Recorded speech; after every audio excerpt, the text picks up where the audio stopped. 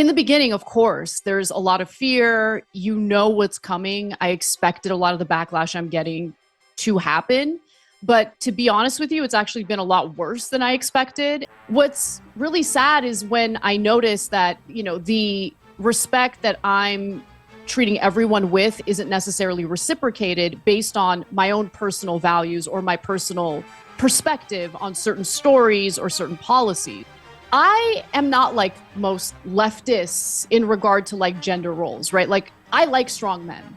Okay. I love strong men. There's certainly a faction of the left that is unwilling to even consider or hear the perspectives of someone they disagree with. And I just don't think the left is doing itself any favors by shutting itself off. What's going on, guys? Red Pilled Anna is back, and she's meeting up with someone who I'm sure a lot of you guys probably have no clue who this person is, or at least I don't really know much about them. This lady, Brandy Cruz, okay, she has a channel called Undivided, where she appears to be going off against a lot of progressive values. It is kind of a political channel. It appears to have much stronger levels of editing and production values than a lot of channels. Very interesting content, so I encourage all you guys to check that out. How often would you say that LGBTQ issues were talked about in class? Every class. That aside, these ladies are having a conversation about the radical leftists and why Anna did not support Kamala Harris, the benefits of Trump, the problems with the party, and so forth. I thought this was a hella interesting conversation, watching Red Pill Anna develop even further. One day might get her to put one of them MAGA hats on. I don't know. I mean, I feel like at this point it's pride that's stopping her. But you just never really know. But anyway, guys, without further ado, let's get into it. You've been all over conservative media lately, and they've been celebrating you and heralding you as this, truth teller on the left, which I think you are. How much of the changes in sort of your worldview that have happened recently are a result of your personal experience in Los Angeles versus your experience covering politics? I would say equally both. Covering politics. So I don't know if Anna's gonna get to this, but just so you guys know, she lives out there in California, and she got mugged. And she used to kind of deny the crime statistics and stuff too. Yeah, MAGA, crime is up. FBI says it's not. She used to be one of those people. Then all of a sudden, somebody came up to her and they had a freaking boner on, trying to mug her and maybe do something else to her. Then all of a sudden she started thinking twice. Now, I'm not happy that this happened to Anna, obviously, but I mean, you got to find silver linings somewhere. And after that, all of a sudden she started thinking, you know what? Maybe I had some things wrong. Let's continue. I think the most well-meaning individual will kind of take their side at face value. And unfortunately, there are certain narratives in this like filter bubble type media landscape that unfortunately kind of propagandizes you, even if you're doing your best not to buy into propaganda. And so it takes a lot of effort to kind of pierce through that bubble and listen to other perspectives.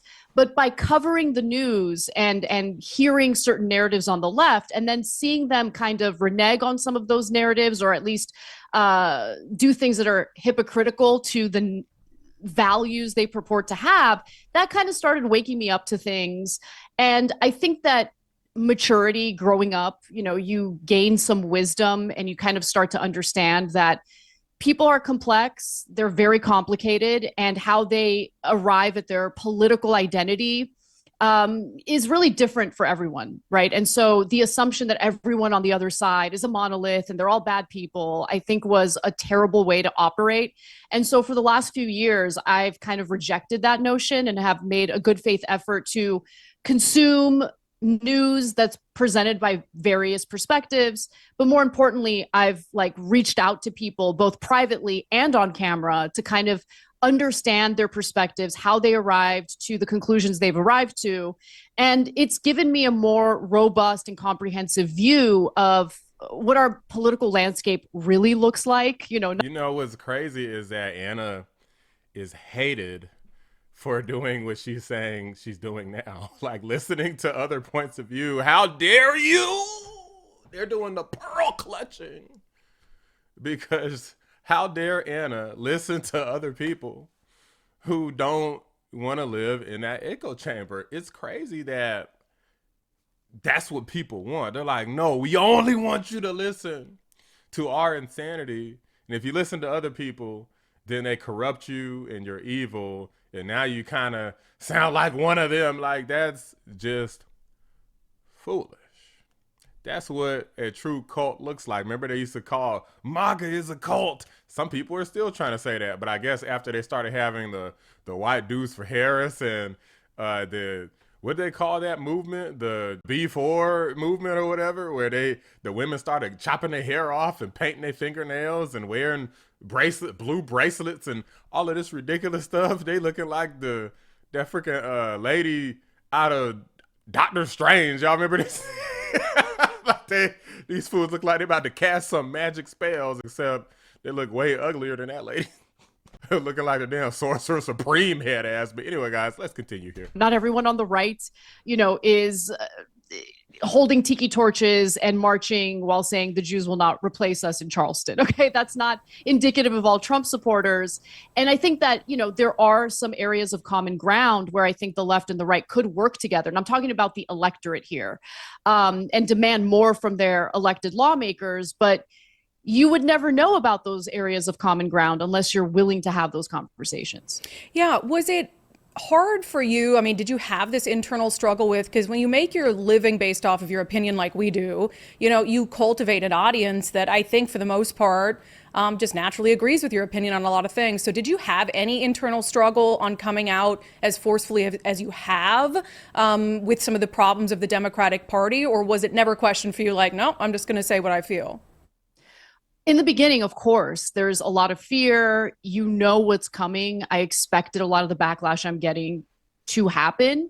But to be honest with you, it's actually been a lot worse than I expected. And so I'm going through it right now. Oh, Anna, you didn't know that the radical left was radical, and there's a reason why people like Trump use words like radical? Because these people, or I wouldn't be surprised if, considering her last name, Kasparian, I'd be surprised if they didn't say you need to be deported.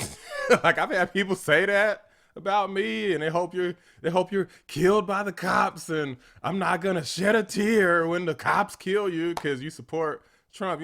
Trump was pro-police, back the blue, whatever. I mean, these people are crazy. They're evil. They're cruel people. They don't actually care about the people that they claim to. They care about the people who support every single ideology and every single thing that they support.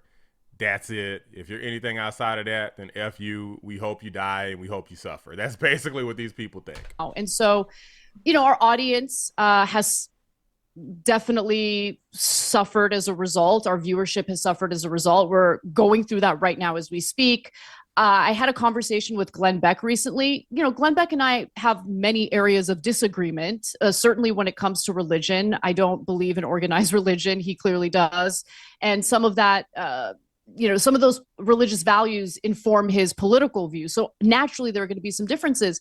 But I went into the conversation wanting to engage in real discourse, a genuine exchange of values, ideas, where we stand, what we think would make the country better. And I enjoyed the conversation.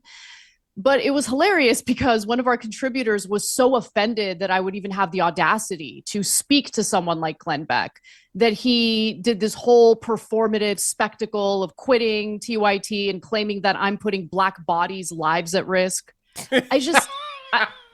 I think people are done with that. I'm done with that. Having a conversation does not put bodies at risk. And I would prefer to refer to individuals as people. But anyway, that's some of the stuff that's been going on. And unfortunately, every time, someone does that, they're going to take a portion of our audience along with them. But ultimately, I want to find my people. And by that, I mean, I want to foster an open-minded audience that's looking forward to hearing from conflicting and varying perspectives. That's what makes America great. And you're not going to come up with good solutions, policy solutions, if you're under the assumption that one side of the political aisle gets everything right and the other side of the political aisle gets everything wrong. In fact, what we've experienced locally has led me to really believe that there are a lot of policy prescriptions that the left has been pushing for, they've been implemented on a local level, and they're not great. They need. I think that, guys, I'm calling it right now. Give it some time. Because, Anna, she has a YouTube channel already. Now, I think I heard that she has like a show that she does. I don't know if that's true. But she has a YouTube channel. There's nothing like on there. It's like the Anna Kasparian channel. There's nothing on there, but she has one. And I think this is like a backup channel because I think she knows what's coming. She's basically at a point where, I mean, she's not really like a progressive anymore. She's not a leftist. She said so herself. And Cenk is. The two of them, they're not going to work. Like, you got people quitting the show. I get he's probably more loyal to Anna than them. But she just said, like, Anna got them losing audience and stuff. I mean, it's literally losing them money. And Cenk is trying to pivot too. But at the end of the day, guys, Cenk is a radical leftist through and through, and he is who he is. Anna is changing, Cenk isn't. It's really that simple, and I think that inevitably there's going to be a divide. They're trying to talk about Trump, Elon, and Vivek, like some sort of civil war there. That's a bunch of nonsense. That doesn't mean anything. This is an actual civil war. Even if way less people are talking about it, it doesn't mean that it's not happening. You mentioned on election night, people were saying you almost looked happy, but it was more so for California results. You did not vote for Donald Trump. You did not vote for Kamala Harris, correct? Correct. So yeah. Why didn't you vote for Harris? Well, I think that Kamala Harris, I have a lot of issues with Kamala Harris. My main issue was that she really failed to be authentic and share a vision for the future of this country. She, to me, appeared to be an empty vessel. She didn't stand for anything. I despise neoconservatism. And so the fact that she was like parading around town with like Dick Cheney and Liz Cheney and talking about how honored she was to be endorsed by Dick Cheney, I was like, this is not someone who shares my values. So why would I vote for her? Because Orange Man is bad. That was why everybody did it. Because they believe Project 2025. Look it up. Like Taraji P. Henson said, look it up. The Project 2025 plan is not a game. Look it up. They are trying to bring the draft back. Who do you think they're going to draft first? Just shut the fuck up. At a certain point, just shut the fuck up. All of these fake behind celebrities that got paid, like Oprah Winfrey, paid to lie to you and tell you how to vote, knowing good and damn well that their pockets were taken care of. But yours, I mean, hey, it's every man or woman for himself out here, so they will gladly lie to your face. Don't forget that majority of these people are literal paid actors and actresses. So why the hell would you believe anything that they would say? I get that the, thinking is, well, she's a Democrat, so you're supposed to vote for the Democrat. No, I'm not supposed to vote for the Democrat. I'm not going to cast my ballot for someone who has failed to make a case for herself. And look, it really bothered me that she was anointed, that she was running a campaign, especially in the second half of her campaign, focusing on Donald Trump's alleged fascism and how he doesn't value democracy. And it's like, do you think Democrats value democracy? Because in 2016, during the primaries, we all saw what the DNC did to Bernie Sanders, preventing him from even having a shot, a real chance at beating Hillary Clinton in the primaries. And then, they denied that, denied. And then in this election cycle, you had some Democratic lawmakers come out of the woodwork and admit that there was an intentional orchestrated effort to ensure that Bernie Sanders didn't have a chance, and that Hillary Clinton, it was her turn, that she would be the Democratic nominee. That's not very democratic, if you ask me. And anointing the Democratic nominee after Biden dropped out, also not very democratic. So I had a lot of issues with her. And, like every time she got confronted by protesters, she thought that just brushing them off and saying, I'm speaking was good enough. But no, that's not good enough. I can understand being frustrated at the confrontation that she was consistently dealing with. But people want to know, how do you intend to deal with the very real foreign policy concerns? Well, there was also the issue of the horrible prices, the massive inflation, the effect on gas prices, rent, the housing market, illegal immigration that she lied about and tried to blame on Donald Trump, the fact that there is war in Israel and Gaza and Russia and Ukraine and China eyeballing the hell out of Taiwan. Like, the other issue, they got stuff going on with the frick Houthis. It's so much. Like, the Haiti governmental collapse. Like, you can't say all these things are directly the fault of the United States government. But honestly, if you know enough facts, most of them are, guys. Most of them are. These things didn't happen under Donald Trump. The Afghanistan withdrawal, like, it's like, the question is, what did she do correctly? The Inflation Creation Act, like, all they did was create inflation with the Green New Scam stuff. Joe Biden admitted this. It was a big farce, because no bill is named properly by the Democrats that actually has in it what it actually is. If people lie about everything, Kamala Harris was doing it, and Kasparian knows it. She's just one of the Democrats that refuses to cover their ass. That's the difference between Anna and the rest of the radical leftists, is she's not covering for their lies. She's exposing them, because why would you cover for things that are ruining the country and making things go wrong? Why would you cover for that? That's just stupid. There's all these headlines out about how she's mulling whether to run for governor of California or to mount another presidential bid in 2028. Do you think either of those are a realistic possibility? I get so freaking triggered when that idea of governor comes up, or president in 2028. She gets so triggered. Or a good idea? I think there's a good chance that she's going to run for governor of California, and I would be devastated if she won. California needs real leadership, and Kamala Harris has not really shown herself to be the type of leader the state needs. She didn't show herself to be the type of leader the country needs. And so I don't know how you can lose an election as dramatically as she just lost and think, oh, no, I'm going to go ahead and try to run a state that can literally be equated as like the 5th largest economy in the world. Yeah. Okay. Like, what?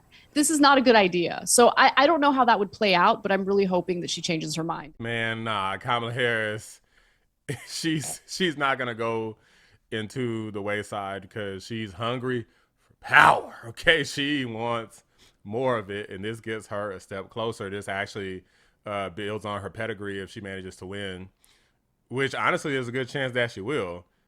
If she manages to win, then that could springboard her further to getting closer to the presidency at some point in the future. You know, presuming she lives to be Sleepy Joe's age, then you just never know. If you go through all of the Republicans we have today and none of them decide to run, like J.D. Vance is out, Tulsi Gabbard's out, Vivek Ramaswamy, you know, you go through all of these people, Byron Donalds, Ron DeSantis, and you get, let's say, Nikki Haley's the top of the Republican ticket. I think Kamala Harris has a decent chance. Anna has definitely shifted more so, though, because she realized that these progressive, woke behind policies do not work, which I'm happy for. And I'm happy that somebody with a big platform, a big following like hers is going to be able to pull more people into a different set of thinking, coalition, to something that makes a lot more sense. But those are just my thoughts, guys. Let me know what you guys think. Drop a like on the video, subscribe to the channel if you're new. I appreciate you watching the Black Anomaly Rising channel. I'm out. I'm just not interested in demonizing voters, period. Okay? I don't think Trump voters are evil. I don't think they're my enemy. How they've come to their conclusion that Trump is the best leader for them, I think that's an interesting question, and I want to learn more about that rather than shut them out of my life and treat them as if they're the enemy.